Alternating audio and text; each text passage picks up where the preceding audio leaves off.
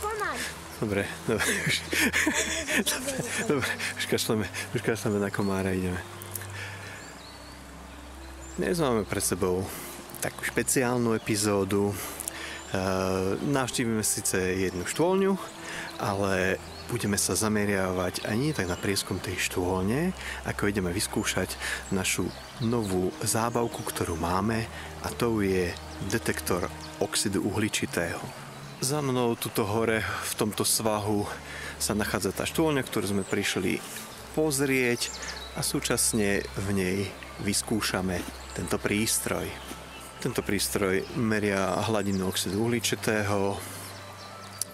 Vonku v prírode by mal byť stav okolo 400 jednotiek a v priestoroch, kde sa nachádza nejaký oxid uhličitý, tak to stúpa.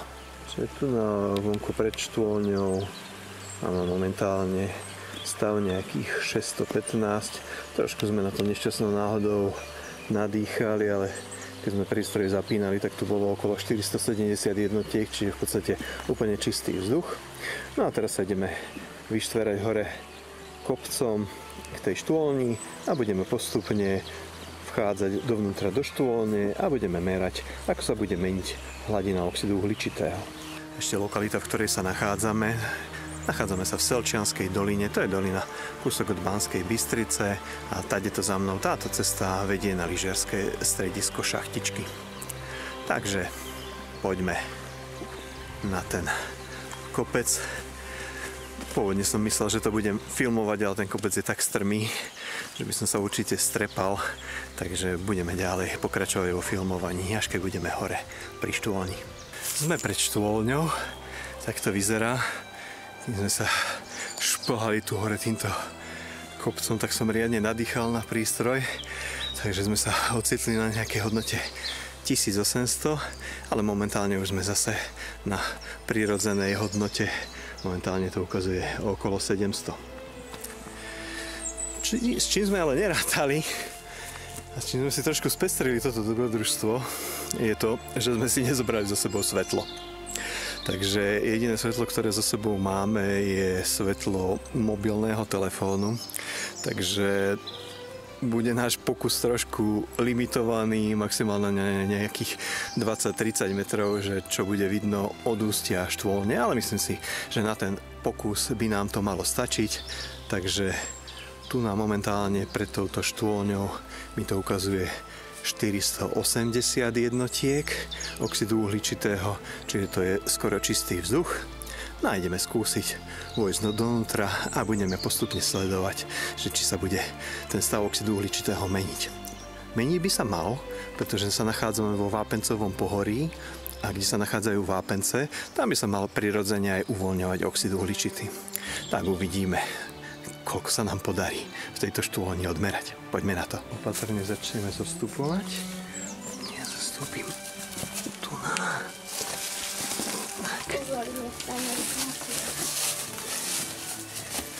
Dobre, prešiel som prvých 5 metrov. A mne to viermali.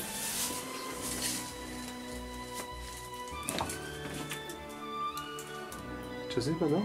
Nejaký otláčok dačoho. Dobre, podrž prístroj. Skúsim aspoň mobilný telefón vytiahnuť, lebo máme extra sťažené podmienky. Tu mám zapnutú baterku len na mobile, tak pôjdeme takto trošku popri stene, aby sme aspoň čosi videli a skúsime sa posunúť nejakých takých 10-15 metrov týmto smerom a na tom mieste sa zastavíme a budeme kontrolovať, že či už začína narastať úroveň oxidu uhličitého. Poprosím ťa, Peťko, poď sem ku mne. Poď tu na to daj na svetlo, aby sme to videli. Čiže teraz sme na 481 a skúsme sa posunúť ďalších 5 metrov, aby sme videli, poď to vedľa mňa. Tak poď tadeto a tu na aspoň pozerajme. Či je tu niečo vidno. Tuto ho vidno Vidno nie je, ale vidím malého netopiera tuto na stene. Poď sa pozrieť k nemu. Poď ešte ku mne, lebo potrebujeme aj tak trošku posunúť. No dobre. Netopierik si nás všimol a odletel. Nie. Aby si vedľa mňa bol. Aby sme mohli. No poď sem, aby sme. Stále na 490, takže nejako mimoriadne oxid uhličitý zatiaľ nenarástol. Tak skúsme sa posunúť ešte ďalších 5 metrov. To už bude asi naša hranica, čo sme schopní. Poď sem, Peťko, aby si aspoň svetlo mal pod nohami. No. Môže byť toto koniec. Poď sem. No, toto práve. No, ukáž, koľko ukazuje. Stále 488. No, tak sa skúsime ešte pohnúť. A nie, potopier. Potopier je tu. Kde? Tuto, v tejto jaskynke. Aha, áno. Áno, to je ďalší netopier, čiže zjavne v týchto priestoroch tejto jaskyni sa veľa netopierov drží. Tak opatrne sa pozrieme.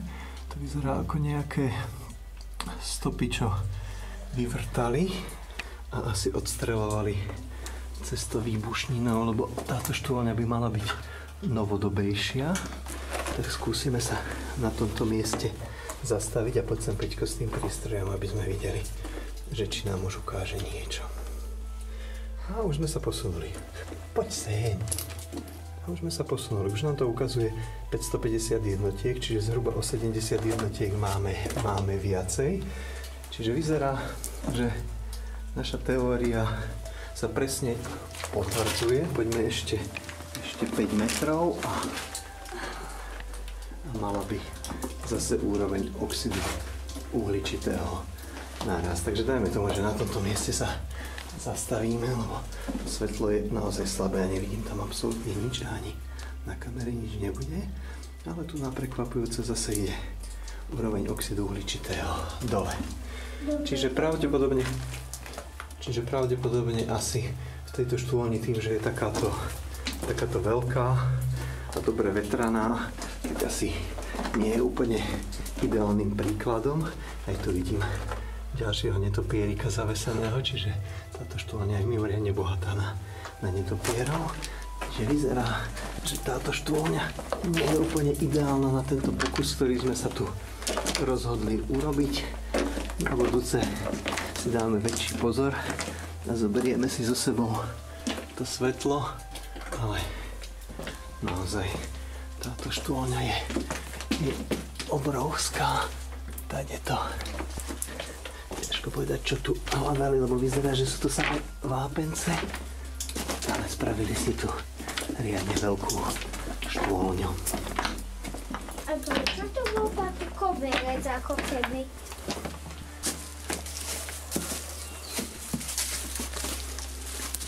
A prečo to bol ako keby taký koberec? No ešte táto štôlňa, tu sme mali ešte celkom šťastie. A zamávaš mi odtiaľ, aby sme vedeli, že aká je veľká tá štôlňa? Lebo keď budeš ty vidieť v tom otvore, tak to bude. Hej, čiže štôlňa je to naozaj veľká, bez problémov. V tejto som sa nemusel ani ja krčiť. Ešte bolo dosť priestoru aj nad mojou hlavou. No, sme dole. Tak teraz už tušíte, prečo sa náš kanál volá Mineralogické výpravy amatérov. Kto iný ako amatéri by si zabudli svetlo, keď lezú do štôlne. Takže vidíme sa pri niektorej z ďalších epizód nášho seriálu.